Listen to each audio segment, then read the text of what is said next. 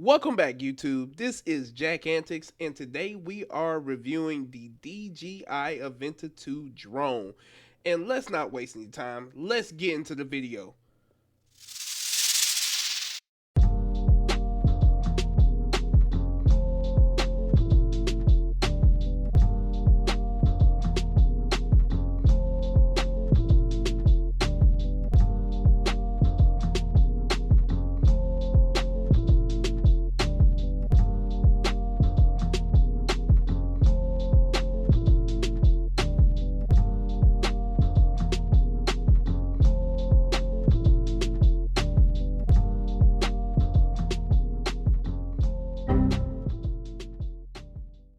All right.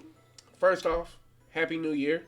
And today, like in the intro, I said that we are going over the DJI Avata 2. And we're going to delve into some pros, some cons, pricing, and do I believe that this product is a worthy purchase. So let's start off with pricing. Now, the DJI on this website, it has three different options for pricing. It has a $500 option, a $1,000 option, and a $1,200 option. Of course, with the pricing options, you get things that are included with it and are not. It just depends on what are you looking for in this product and what are you trying to get. So let's go over the first option, which is the $500 option, and it only comes with a drone and a battery. That's all you're getting. You're not getting the remote control that comes with it and the goggles, all that type of stuff. Just the drone and the battery, which uses a Type-C cable, which is also provided in the box. Now with the $1,000 option, it comes with the drone, the battery, the DJI Goggles 3, and the DJI RC Motion 3. Now with the last option, the $1,200 option, it comes with the drone, the Motion 3, the Goggles 3, 3 batteries, a two-way charging hub, and a carry-on bag. So you can put all this stuff in. Only thing that's left out that I wish that it was included was the DJI FPV Controller 3, which is $200.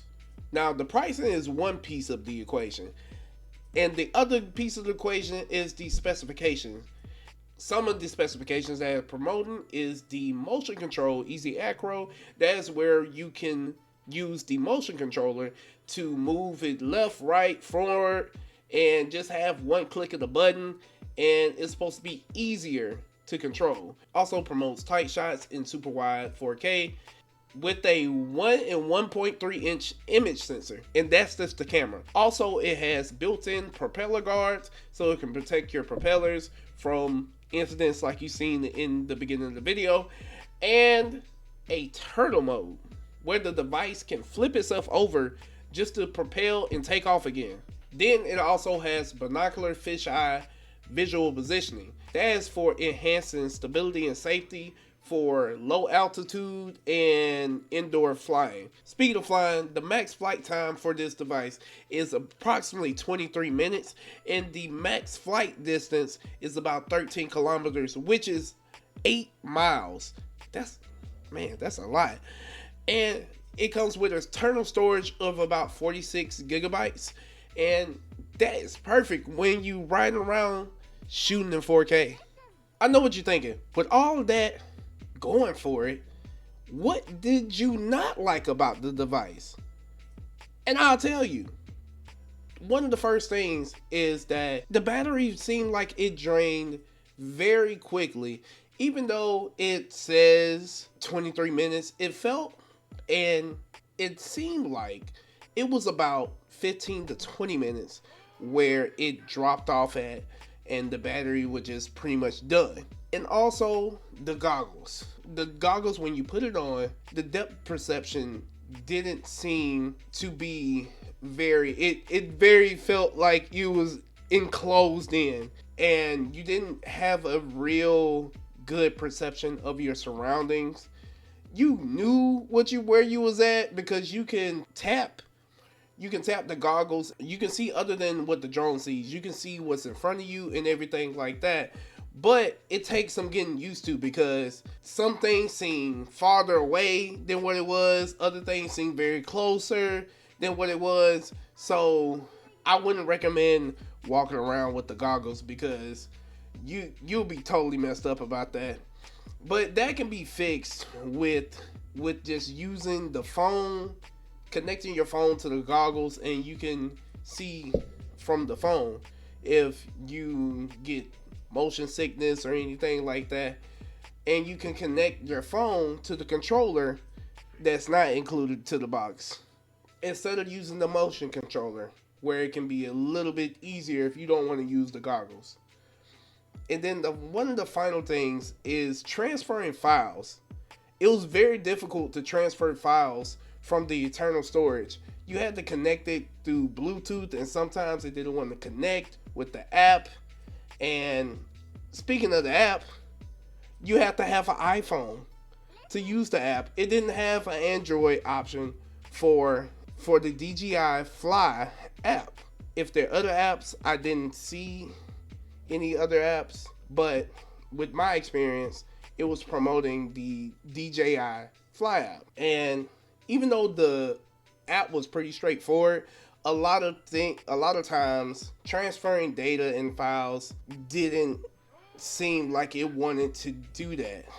But obviously I got the footage off, because you seen like B-roll throughout this whole video. But it was still wasn't as easy as I would like it.